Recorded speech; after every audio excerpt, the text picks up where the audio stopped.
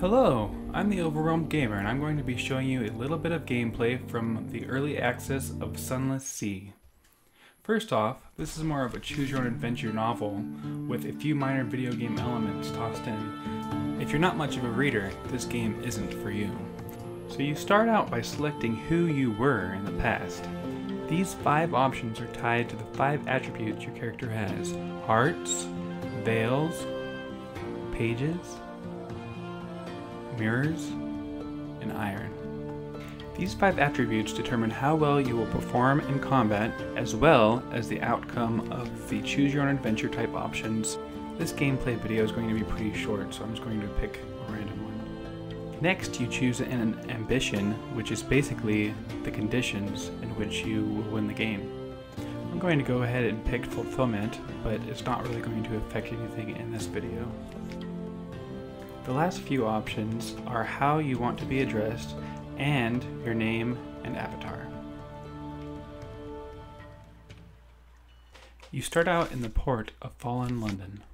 There are quite a few things that you can do at each port, but in an effort to keep this video somewhat short, I'm going to go to the survey office and pick up a little quest. The writing in this game is really quite good, and there is a lot of it. I'm not going to read it aloud, but feel free to pause it if you want to get a taste of it before you buy the game. The currency in Sunless Sea is called Echoes.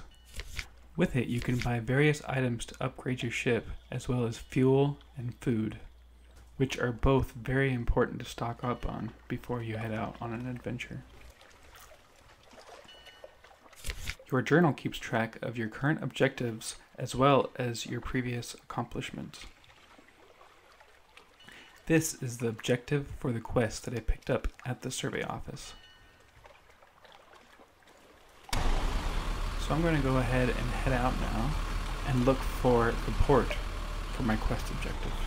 In the top left you can see your current speed, your fuel, food, terror, and the health of your ship. In the top right you can find the current officers that are aboard your ship. You can right-click on their portrait to speak to them. There are quite a few different officers that you can recruit, and each of them have unique bonuses to your abilities as well as dialogue options.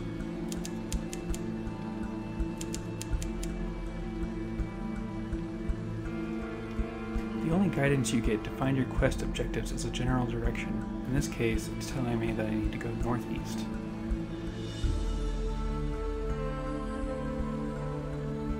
These light green circles indicate a place where you can dock. While you're out at sea, your terror will gradually increase. The amount of light around your ship directly impacts the rate of terror that you gain.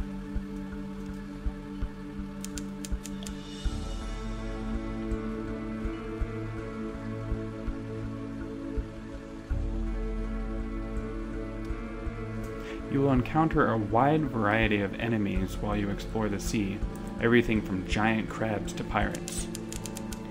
Fortunately, this giant crab is quite slow.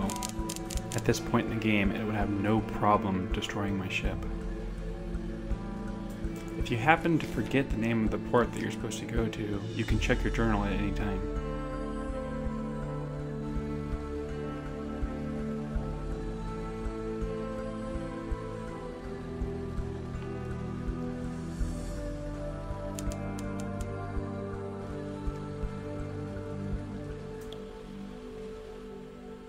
The blue markers on your map also indicate places that you can dock.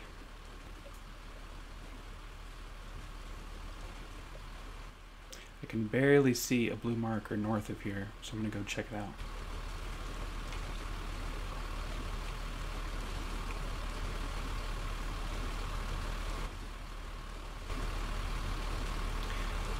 I find both the soundtrack and the sound effects of the waves splashing against the ship and the rocks around you very relaxing.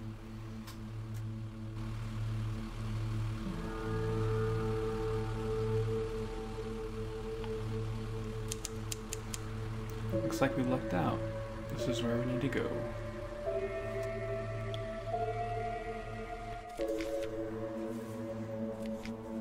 Alright, so this top option here is the quest objective. Just go ahead and click on that.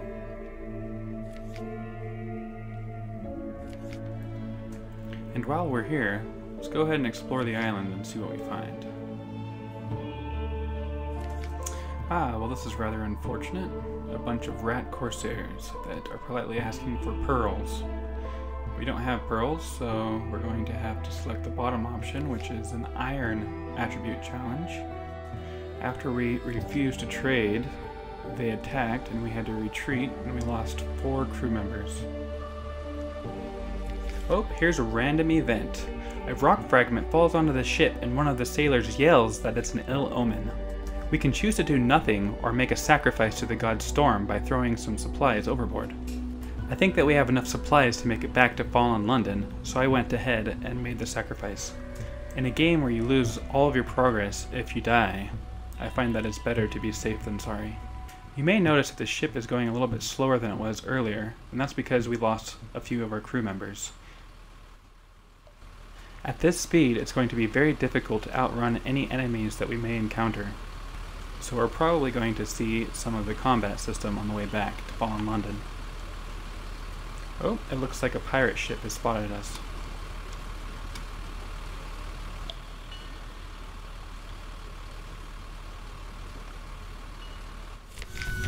The combat system in Sunless Sea is fairly simple. There are 4 categories of actions that you can do in combat: attack, illuminate, evade, and miscellaneous. Combat starts paused, so you'll need to unpause it when you're ready to begin. The 2 attack actions that I have require the enemy illumination to be at 50 for the light attack and 100 for the medium attack. In order to increase the enemy's illumination, you have to use an illuminate action. I've been using flares. Now that the enemy's illumination is above 50, I can queue up a few light attacks.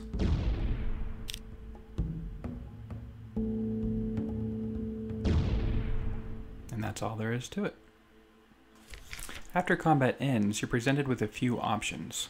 When you defeat a ship, you can either loot it and leave it, or send it back to Fallen London for a greater reward. When you send it back to Fallen London, you have to send a few crew members with it. After losing 4 crew members to the rat corsairs and sending 3 back with the ship, I'm left with 1 crew member. At this speed, it's going to take quite a while to get to the next place that I would like to show you, so I'm going to go ahead and fast forward it to that point. On the way back to Fallen London, I discovered this little island called Hunter's Keep. I decided to stop here because in a previous playthrough I found the people that live here and their story to be very intriguing. You also get a small glimpse of the choose your own adventure type gameplay. Once you dock, you're presented with 4 options. Spying on the house has a chance of failure, but I decided to do it anyways. On success, you peer through a window and see a young woman playing a piano for her 2 sisters. She then stops playing the piano and says, "Soon we'll go hungry, and then the end will come. For me, but not for you." Reading that aroused my curiosity. Unfortunately, I haven't been able to survive long enough in this game to witness the rest of their story.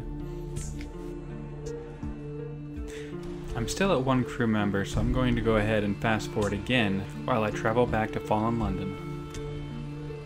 Alright, here we are back at Fallen London, and we barely just missed that crab.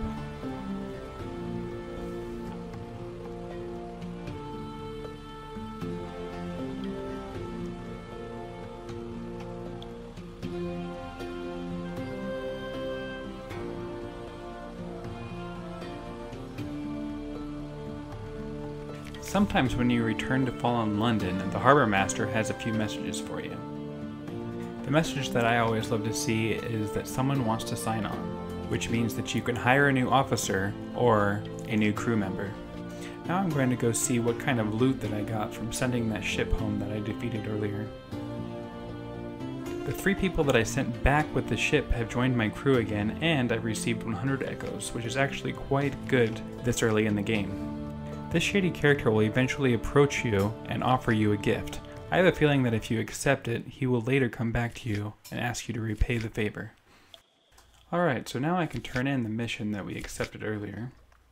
The missions that you get from the survey office aren't all that interesting story-wise, but they are one of the best ways to make money when you first start the game.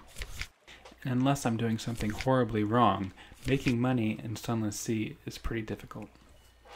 Well, that's it for this episode of The Overwhelmed Gamer.